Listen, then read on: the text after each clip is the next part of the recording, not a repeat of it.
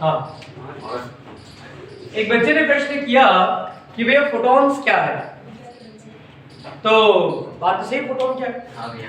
देखिए फोटॉन नहीं जानते हैं, अभी इतना जानता हूँ कि जो ऊर्जा, ये पूरा ब्रह्मांड जो है ना वो ऊर्जा से ही चलता है, और ऊर्जा की एक निश्चित मात्रा जब छोटे से बिंदु पर संपीड़ित हो जाए, उस मात्रा को हम एक साथ कण के रूप में द्रव्यमान कहते हैं, द्रव्य कण कहते हैं। अगर इसमें इतनी ऊर्जा नहीं हो कि वो द्रव्य बने, लेकिन एकदम कम ऊर्जा भी नहीं कि पूरा पूरा बिखरा हुआ विरल नहीं, इसके मध्य में कोई निश्चित ऊर्जा एक जगह संपीड़ित हो जाए, तो उस बंडल को हम कहेंगे फोटॉन। पता चला। अगर दूसरी भाषा में कहो कि अगर ऊर्जा रेडियो तरंग की तरंगदैर्ध्य से गामा तरंग की तरंगदैर्ध्य के मध्य में हो जाए, तो उस बंडल को हम फोटॉन कहते हैं। समझ गए। किरण प्रकाशिकी के अंदर हमने ये देखा था, वो वहां पर भी हमने कणों का निकाय माना था, द्रव्य कण कहा था, द्रव्यहीन कण कहा था। लेकिन उसमें समस्या ये थी कि प्रकाश को हम सीधी रेखा में गमन कह रहे थे, कि प्रकाश हमेशा सीधी रेखा में गमन करता है। हम यहाँ कह रहे हैं कि प्रकाश जो है ना, इस प्रकार फोटॉन जो है ना, वो इस प्रकार गमन करता है।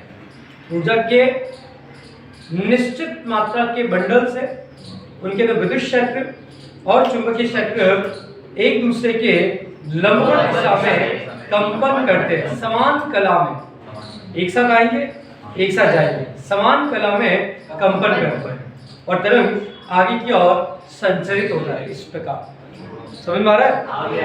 ये बंडल कहलाएगा एक फोटॉन। अब पकड़ नीचे इधर कंपन कर रहे हैं।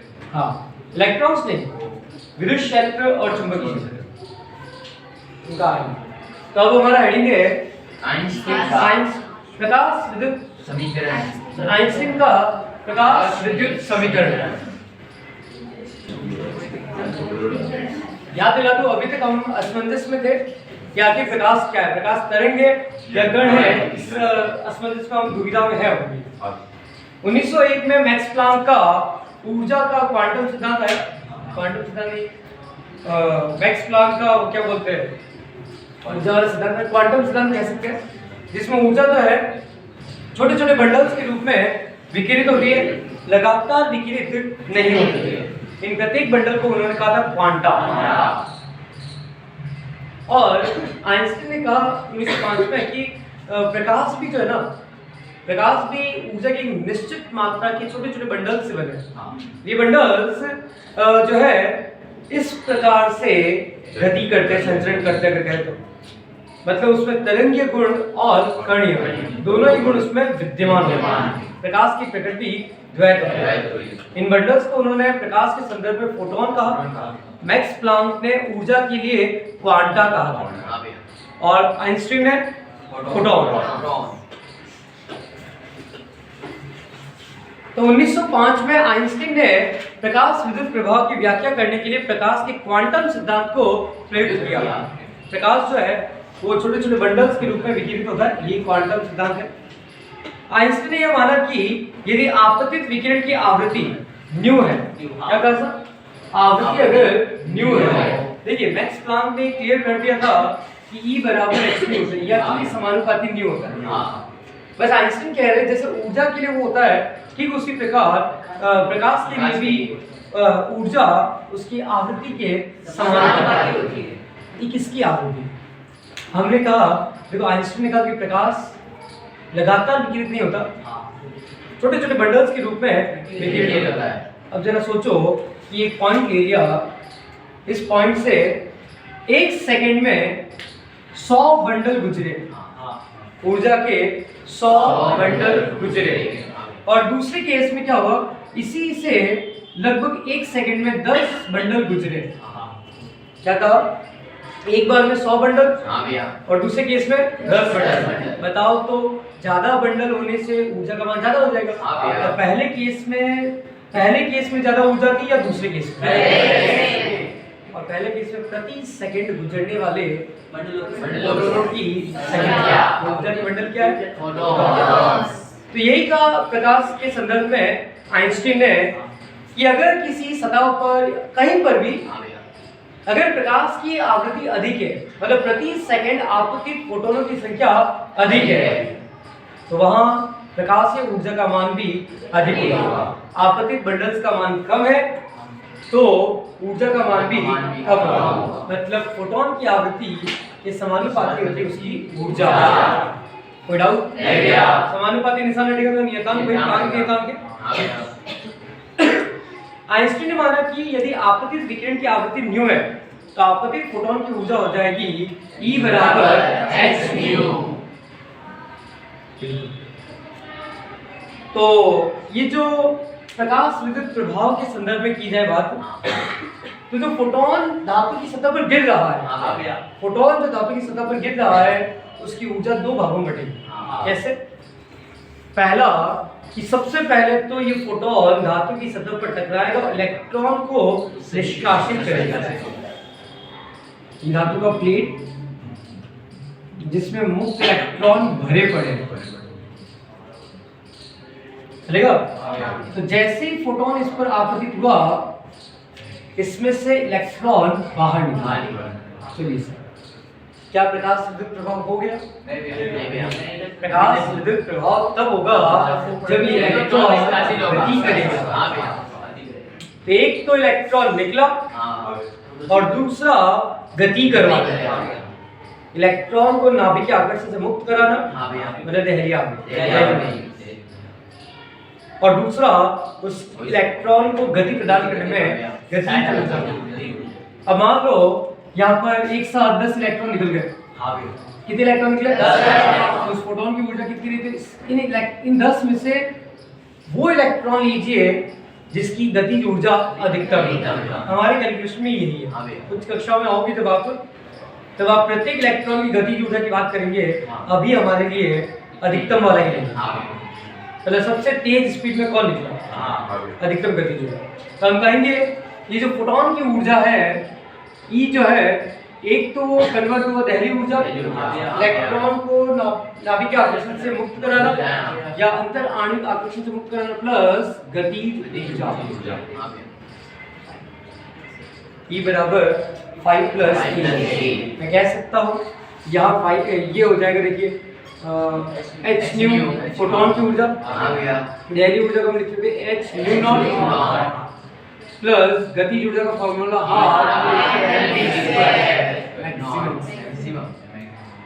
समझ पा रहे? तो यहाँ से अगर मुझे न्यू का मान निकला, आपतित फोटोन की ऊर्जा का मान ज्ञात करना, तो मैं क्या कह सकता हूँ? न्यू बराबर h से h कट गया नॉट प्लस mv स्क्वायर बटा 2h। करीब प्रकाश विद्युत समीकरण। हाँ, ये तो भाई। तो कहेंगे इलेक्ट्रॉन को पहली ऊर्जा का कर, इलेक्ट्रॉन को धातु की पृष्ठ पर लाने में आवश्यक कार्य फलन, और दूसरा इलेक्ट्रॉन की अधिकतम गतिज ऊर्जा का दो भागों बटा। तब हम कह सकते हैं h बराबर h not plus kinetic energy of maximum kinetic energy. अगर मैं यहाँ से गतिज ऊर्जा की बात करता हूँ तो 5 को सामने भेज देंगे, बन जाएगा E माइनस 5 बराबर A। या फिर अगर यहाँ देखा जाए, सॉरी, H कॉमन ले लिया, न्यू माइनस न्यू नॉट बराबर काइनेटिक एनर्जी। अधिकतम गतिज ऊर्जा की E मैक्सिमम लिखना चाहिए।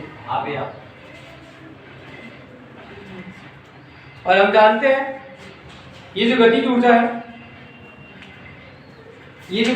है, वो उसको, ये गतिज ऊर्जा है इलेक्ट्रॉन की, और उस इलेक्ट्रॉन की गतिज ऊर्जा के बराबर अगर निरोधी विभव, क्या बोलते हैं उसको, अंतक विभव दिखा देते हैं, जिसको हमने क्या कहा था? V not. तो हम कह सकते हैं उस प्लेट पर उतना विभव ला दीजिए कि इलेक्ट्रॉन का प्रवाह रुक जाए। वो जो जिस तरफ जा रहा था उसकी गति वहीं पर रुक जाए।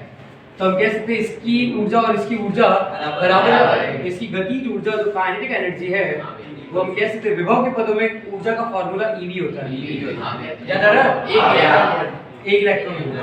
तो यहाँ मैं लिख देता हूँ V नॉट, इसकी गतिज ऊर्जा का फॉर्मूला हो जाएगा EV नॉट। चलिए सर, यहाँ के लिए नोट पॉइंट लिखा है, आइंस्टीन का यह सिद्धांत प्रकाश विद्युत प्रभाव के सभी परिणामों की सही से व्याख्या करता है। अगर हम इसके समीकरण का ढाल के रूप में लिखें, ढाल, तो हम कह सकते हैं, देखिए ये जो समीकरण है, E की जगह आ जाएगा h न्यू बराबर फाई की जगह आ जाएगा h न्यू नॉट प्लस गति ऊर्जा EV नॉट। समझ आ रहा है? यहाँ h का भाग लगा दीजिए, h का भाग नहीं लगा हुआ है, पूरे समीकरण में E कॉमन दिया हुआ है।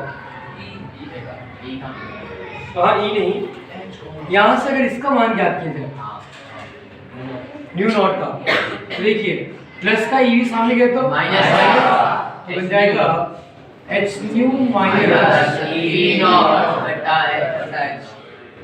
हाँ EV नॉट का मान निकालना है, V नॉट का मान करना है। हाँ विभव, ये किसकी कॉपी है? ये कॉपी है।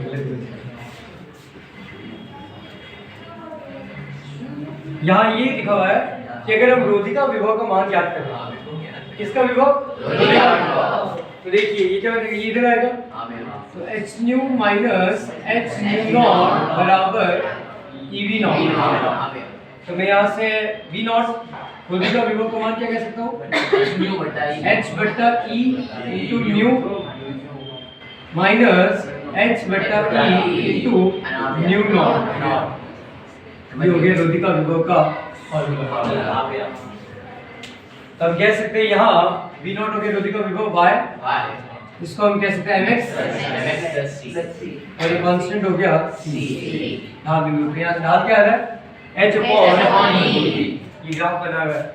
तो h अपॉन e का मान निकाल दीजिए, h का मान क्या था? 6.63 ढाल बराबर h अपॉन e, तो 6.63 बटा 1.6 आप सॉल्व कर दीजिए और इसका ढाल का फार्मूला कांस्टेंट आएगा।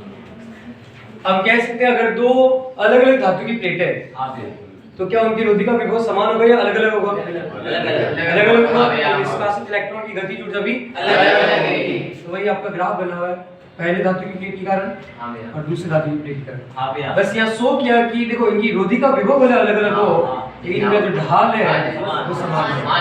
चाहे कोई भी प्लेट लीजिए, कोई भी धातु लीजिए, किसी भी धातु के लिए उनका जो परिवर्तन की दर है वो सब में समान है। ये समझा रहा है, इसको हम इन फ्यूचर पढ़ेंगे। चलिए अगला है प्रकाश की कणीय प्रकृति या विकिरण का क्वांटम सिद्धांत। हम कह सकते हैं इस सिद्धांत के अनुसार विकिरण छोटे छोटे पैकेट्स या फिर बंडल के रूप में होता है जिनको हम क्वांटा, नोट्स नहीं है खत्म है किया एक काम करें एक से एक पीछे बेटा ये देख लीजिए।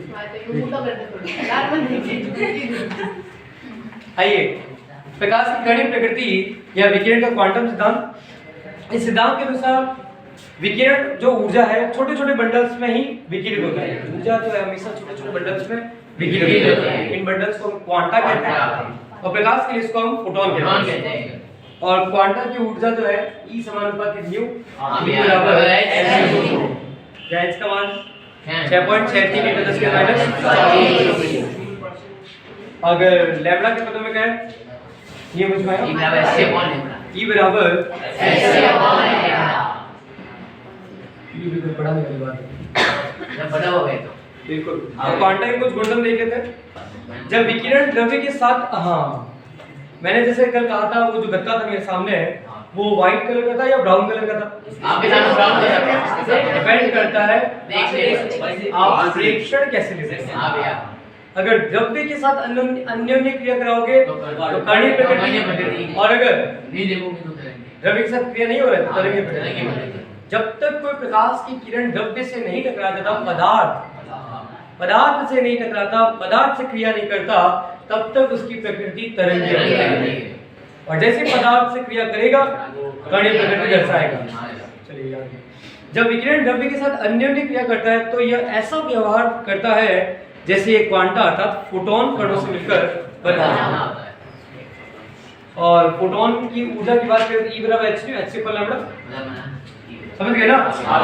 अगर दोनों पदों की तुलना की जाए, देखिए हम जानते हैं आइंस्टीन का सिद्धांत कहते हैं E बराबर mc स्क्वायर और फोटोन सिद्धांत कहते हैं E बराबर न्यू या कहते हैं hc अपॉन लैम्डा। तुलना करनी तो दोनों की तुलना कर दिया जाए सी से ठीक है तो c अपॉन लैम्डा बराबर mc स्क्वायर, c से c कट गया, h अपॉन लैम्डा बराबर mc, m द्रव्यमान, c प्रकाश का वेग, मतलब p बराबर h। फोटोन की ऊर्जा उसकी आवृत्ति पर निर्भर करती है, ना कि तीव्रता पर। फोटोन की ऊर्जा आवृत्ति पर निर्भर करती है। ये कण विद्युत रूप से उदासीन होते हैं। क्या फोटोन आवेशित होता है? नहीं, विद्युत रूप से उदासीन होते हैं, अतः विद्युत क्षेत्र चुंबकीय क्षेत्र में विक्षेपित नहीं होते फोटोन। किसी भी टक्कर के दौरान फोटोनों की संख्या सुरक्षित नहीं रहती। क्यों? जैसे देखो ये बाहर से जो प्रकाश आ रहा है, जैसे इस दीवार पर गिरा, ये क्या वो परावर्तित हो गया? नहीं हो, परावर्तित हुआ, लेकिन पूर्ण रूप से कुछ ऊर्जा अवशोषित हो गई, कुछ ऊर्जा परावर्तित। समझ में आया? लेकिन अगर इस कमरे को पूरी तरह से बंद कर दूं, क्या इस कमरे के अंदर प्रकाश होगा? नहीं। क्यों? फोटॉन का क्यों? फोटॉन जैसे ही टकराते हैं, नमस्ते, अब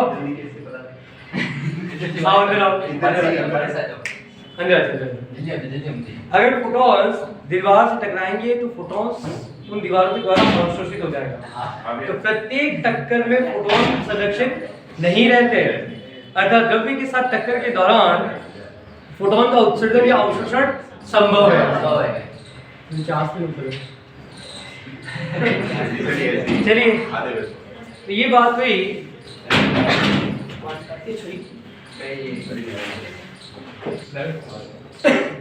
हालांकि फिजिक्स बहुत आसान है, समझने वाला चाहिए। सही। चलिए, द्रव्य की द्वैत प्रकृति। देखिए, जैसे आइंस्टीन ने कहा कि प्रकाश की प्रकृति द्वैत है। आइंस्टीन कहते हैं कि प्रकाश एक नहीं दो गुण दर्शाता है। वैसे ही डी ब्रॉगली ने सोचा कि अगर प्रकाश ऊर्जा का रूप है तो द्रव्य पिंड भी ऊर्जा का ही रूप है। अगर फोटोनों के साथ उसकी कणी और तरंगीय प्रकृति जुड़ी हुई है तो प्रत्येक द्रव्य कण के साथ उसकी तरंगीय प्रकृति होनी चाहिए। देखो, मैंने बोला द्रव्य कण मतलब कणी प्रकृति तो है ही है, उसके साथ उसकी तरंगीय प्रकृति होनी चाहिए, क्योंकि ऊर्जा और द्रव्यमान एक ही सिक्के के दो पहलू है। ऊर्जा द्रव्यमान में और द्रव्यमान ऊर्जा में परस्पर रूपांतरित होते हैं। मतलब इन दोनों को अलग अलग नहीं कह सकते। अगर ऊर्जा क्वांटा के रूप में विकिरित होता है, अगर ऊर्जा क्वांटा के रूप में विकिरित होने के दौरान तरंगीय गुण दर्शाता है, तो पदार्थों के अंदर जो ऊर्जा है उस ऊर्जा का भी द्वैत गुण होना चाहिए। डी ब्रॉगली ने केवल बोला ही नहीं, सोचा और सोच कर बोला कि जब भी कोई द्रव्य पिंड गतिशील हो ना, गतिशील द्रव्य पिंड के साथ उसका तरंगीय गुण जुड़ा होता है। देखो, मैं इसको ढंग से तो नहीं बोल पाऊंगा क्योंकि हमारे पास ऐसे कोई द्रव्य पिंड नहीं है अभी हमारे पास इस समय, अभी मौजूदा टाइम है क्लास के अंदर, कि मैं आपको दिखा सकूं द्रव्य कण के अंदर उसका क्या बोलते हैं तरंगीय गुण। लेकिन एग्जाम्पल के लिए पंखा ऑन कर दीजिए, पंखा ऑन कर दी, पंखे का जो पंख है ना एक साथ सभी जगह एक जगह नहीं, पूरे एक प्लेट की तरह दिखेगी, लेकिन आप देख सकते हो पंखा में केवल 3 पंख। पंखा चालू करेंगे तो आप देखोगे कि पंखे का जो पंख है सभी जगह एक साथ है, अर्थात तरंगीय गुण। मैं इसको भ्रम कहूंगा, ये वास्तविक तरंगीय गुण नहीं, लेकिन समझ सकते हैं। गतिशील द्रव्य पिंड के साथ उसकी तरंगीय प्रकृति जुड़ी होती है, ये बताया डी ब्रॉगली।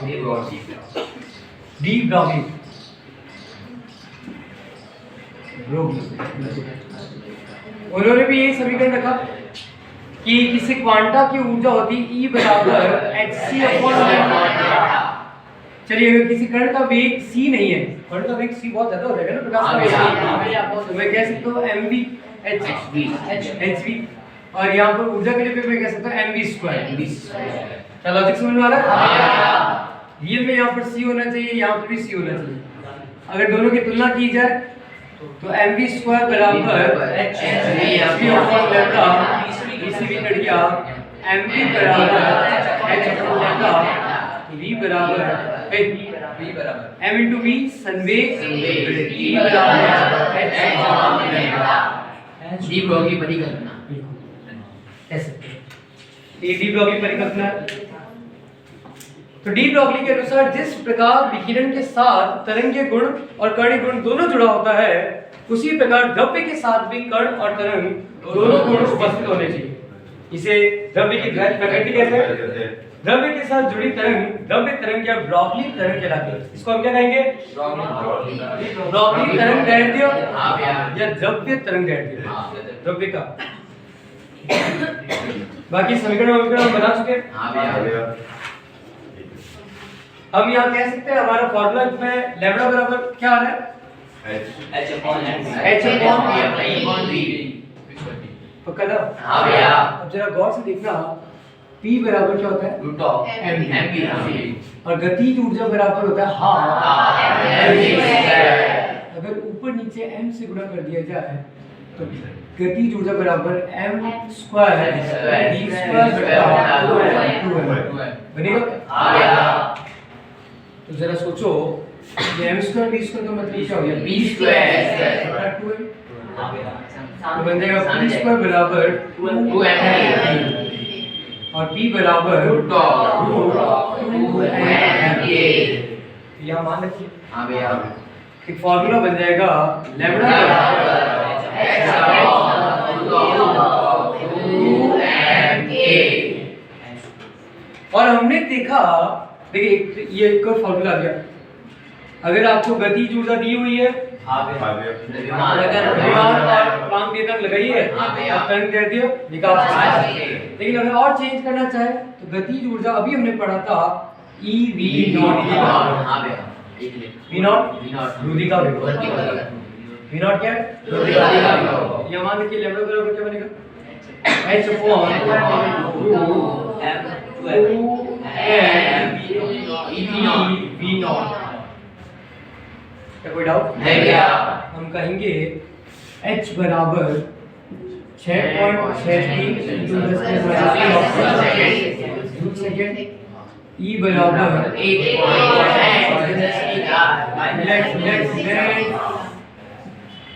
-19 कूलम और मास ऑफ इलेक्ट्रॉन की अगर बात करूं 9.8 किलोग्राम। इन सभी स्थिरांकों का मान रख दोगे यहाँ तो लैम्डा बराबर फॉर्मूला बन जाएगा 12.27 बट्टा रूट v। मतलब अगर आपको रोधी का विभव दे दिया जाए हाँ भैया। कि 2 वोल्ट का विभव लगाने पर सारे इलेक्ट्रॉन रुक जाते हैं, तो आप यहाँ 2 रखकर 4 रखकर मतलब जो विभव दिया गया है उस हिसाब तरंग दैर्ध्य का मान ज्ञात कर सकते हैं। सवाल पूछा जाता है, अधिकतर ये सवाल लास्ट में भी सवाल आया था, उसके पहले भी ये सवाल आया था कि विभव दे दिया और तरंग दैर्ध्य पूछ रहे। जैसे अगर किसी इलेक्ट्रॉन की रोधिका विभव का मान 4 इलेक्ट्रॉन वोल्ट हो या 4 वोल्ट हो तो बताइए उसके लिए संगत तरंग दैर्ध्य कितना होगा? 3 पॉइंट तो मान रखेंगे लैम्डा बराबर 12.27 रूट 4 का मान 2 6.135 ये हो जाएगा उसका तरंग दैर्ध्य। क्या किसी को डाउट?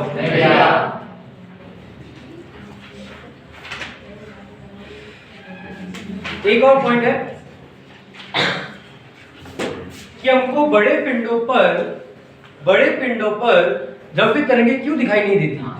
तो आइए समझते हैं। बड़े पिंड, मान लीजिए कोई द्रव्य कण ले लिया हमने जिसका वजन है 1 किलोग्राम, 1 किलोग्राम लिया हुआ है और उसका जो वेग है वो लिया है 10 मीटर प्रति सेकंड। जी बराबर 10 मीटर प्रति सेकंड। तो अगर उसके लिए मैं डी ब्रॉगली तरंग दैर्ध्य की मान ज्ञात करूं तो लैम्डा बराबर h अपॉन p, p मतलब mv, m का मान 1, v का मान 10, 6.6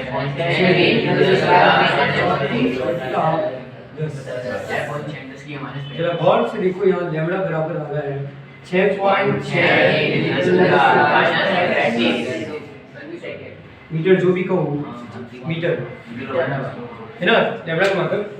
तो ये देखो ये 10⁻⁻⁵ छोटा नहीं, बहुत ज्यादा तरंग दैर्ध्य है। क्या उसको हम देख पाएंगे? इसीलिए हमने कहा कि उस बॉल की तरंग दैर्ध्य प्रेक्षणीय नहीं है। लेकिन अगर कोई इलेक्ट्रॉन ले लिया जाए तो आपको याद होगा डी ब्रॉगली नील्स बोर अवधारणा। नील्स बोर अवधारणा में हमने इलेक्ट्रॉन का द्रव्यमान निकाला था 9.1 और उसका वेग था 2.8 तो अगर मैं यहाँ मान लेता हूँ लैम्बडा बराबर h की जगह तो 6.6 बटा 9.8 इंटू 2.88 अब जरा देखो ये माइनस का 31 ऊपर गया, प्लस का और ऊपर हो जाएगा 10⁻³ और इससे ऊपर गया तो 10⁻⁹ पता चला है? अगर आप इसको कैलकुलेट करोगे ना तो वैल्यू आ रही है, लिख के बता देते हैं फटाफट 0.7 या कहे तो 7 × 10⁻⁻8 मीटर। 10⁻⁻8 हम थोड़ा डिटेक्ट कर सकते हैं नैनोमीटर से भी 10 नैनोमीटर के कण होते हैं, इतनी बड़ी तरंग दैर्ध्य हम प्रेक्षण कर सकते हैं। तो इलेक्ट्रॉनों का तरंग दैर्ध्य तो हमारे लिए प्रेक्षणीय है और बड़े पिंडों का स्थूल पिंडों का प्रेक्षणीय नहीं है तरंग दैर्ध्य। मतलब तरंगित गुण आपको छोटे कणों में ही मिलेगा और इस स्तर को हम कहते हैं क्वांटम स्तर। पदार्थ की वह अवस्था जब कण के साथ साथ तरंगे गुण भी दिखे उसको क्वांटम कहते हैं। क्वांटम फिजिक्स उसमें उसी का अध्ययन किया जाता है। तो एक आ गया कि अत्यंत सूक्ष्म गतिशील कणों के साथ जुड़ी डी ब्रॉगली तरंग दैर्ध्य प्रेक्षित की जा सकती है, लेकिन दैनिक जीवन के जो बड़े पिंड है उनके साथ जुड़ी डी ब्रॉगली तरंग दैर्ध्य बहुत छोटा होने के कारण प्रेक्षित नहीं होता है। फोटॉन्स बहुत छोटे हैं, वो तो सबका होगा प्रेक्षणीय। वी बोर्ड से त्वरित इलेक्ट्रॉन की तरंग दैर्ध्य मैं बता चुका हूं 12.27 बटा √v। बिल्कुल। चलिए लास्ट टॉपिक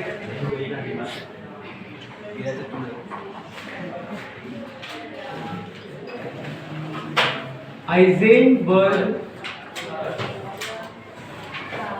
का अनिश्चितता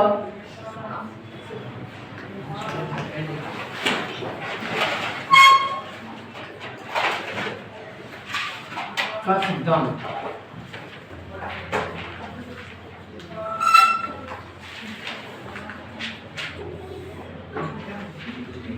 हाइजेनबर्ग का अनिश्चितता का सिद्धांत।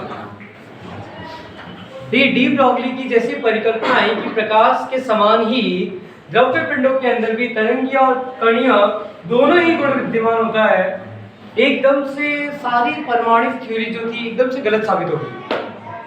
कारण हम तब तक जब तक डी ब्रॉगली अवधारणा नहीं आई थी या डी ब्रॉगली परिकल्पना नहीं आई थी तब तक हम ये मानते थे कि कण के रूप में है इलेक्ट्रॉन।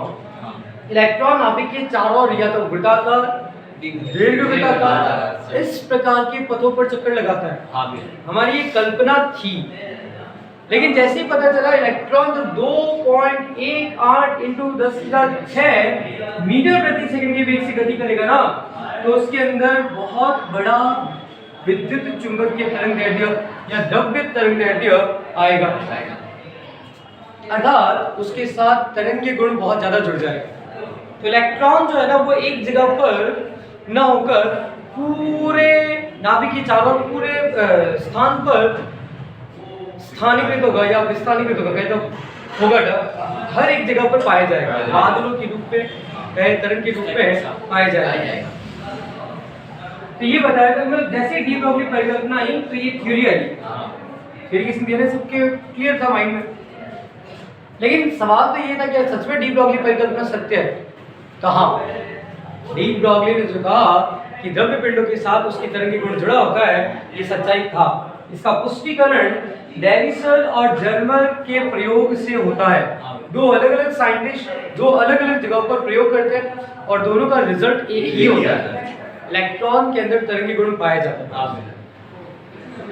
उन्होंने इलेक्ट्रॉन का विवर्तन करवाया, जैसे प्रकाश किसी किनारे से मुड़कर टकराकर मुड़ जाता है, वैसे इलेक्ट्रॉन भी किनारे से टकराकर मुड़ता है, मतलब विवर्तित होता है, तरंगी गुण दर्शाता है।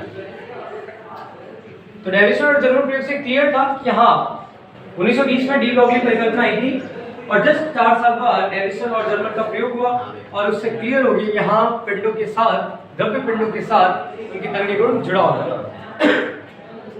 तो हाइजेनबर्ग ने कहा जैसे ये थ्योरी का पुष्टिकरण हुआ 1927 में हाइजेनबर्ग कहते हैं अगर किसी द्रव्य कण के साथ उसकी तरंगी गुण जुड़ी होती है तो 2 केस लागू होगा। क्या? पहला, नाभिक के चारों ओर घूमते इलेक्ट्रॉन का आप या तो स्थिति बता पाओगे या फिर संवेग। क्या कहा समझना दोबारा? जो इलेक्ट्रॉन नाभिक के चारों ओर घूम रहा है उसका एक साथ संवेग और स्थिति नहीं बताया जा सकता यथार्थतापूर्वक। यदि आप स्थिति को यथार्थतापूर्वक समझाओगे बताओगे तो संवेग में अनिश्चितता बनी रहेगी, और अगर संवेग को यथार्थतापूर्वक बताते हैं तो स्थिति में अनिश्चितता बनी रहेगी। ये समझाया हाइजेनबर्ग ने। इसके पीछे का कारण भी दिया। कैसा कारण दिया समझते हैं? जरा सोचो कि इलेक्ट्रॉन नाभिक के चारों ओर घूम रहा है। देखिए स्थिति की जानकारी हम कब लगा पाते हैं? जब हम उसको डिटेक्ट करें। डिटेक्शन के लिए हमारे लिए पास एक ही जरिया है, विद्युत चुंबकीय, मतलब सबसे बेस्ट है विद्युत चुंबकीय। तो जब तक प्रकाश इस दीवार पर टकराकर मेरी आंखों में नहीं गिरेगा नहीं पड़ेगा तब तक मैं नहीं कह सकता कि यहाँ पर दीवार है या क्या दीवार है नहीं।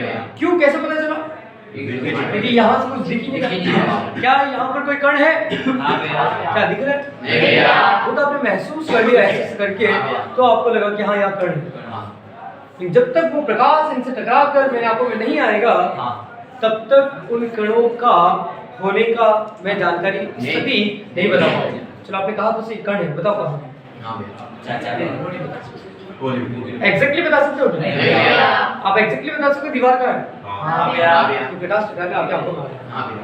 तो जरा सोचो इलेक्ट्रॉन जो नाभिक के चारों ओर घूम रहा है, तो अगर प्रकाश की किरण इससे टकरा जाए और टकरा कर लौटे, पहली बात तो ये तरंगी गुण है, तो संपूर्ण निकाय में वो एक समान रूप से बढ़ जाएगा, मतलब प्रत्येक इलेक्ट्रॉन की स्थिति बदल जाएगी। समझ में आ रहा है? ये तो उनकी ऊर्जा बदल जाएगी। तो ऊर्जा बदलने का मतलब है गतिज ऊर्जा बदलना। गतिज ऊर्जा बदलने का मतलब उसका संवेग बदलना। तो आप स्थिति तो बता पाए लेकिन संवेग नहीं बता पाए यथार्थतापूर्वक। वेग बढ़ेगा उसकी तुलना में। वही तो कहा, जैसे ही फोटॉन्स टकराएंगे इलेक्ट्रॉन की गतिज ऊर्जा बढ़ जाएगी, गतिज ऊर्जा बढ़ने के कारण उसका संवेग बदल जाएगा। तो आपने स्थिति तो बता दी लेकिन संवेग नहीं बता पाए। अगर आप किसी दूसरे तरीके से संवेग बताते हो तो स्थिति का सही से अनुमान नहीं लगा पाते। इसीलिए स्थिति और संवेग में हमेशा अनिश्चितता बनी रहती है। स्थिति को मैं अगर x से निरूपित करूं और उसमें अनिश्चितता अंतर होगा ना, उसको मैं डेल्टा x से निरूपित करूं और संवेग का अनिश्चितता को मैं डेल्टा p से निरूपित करूं, तो इन दोनों का गुणनफल एक साथ greater than equals to h upon 4 pi आएगा। कहीं कहीं पर लिखा हुआ है h अपॉन 2 पाई, तो वो सही है। यहाँ पर रियल में h नहीं होता, यहाँ साई होता है। ठीक है, इसका मान साई का मान h अपॉन 2 होता है, h अपॉन 2। समझ गए? यहाँ मान रखोगे तो 2 दूनी 4 हो जाएगा, 4 पाई आ जाएगा। अब ये फार्मूला कहाँ से आया, कैसे आया, इसका पूरा विश्लेषण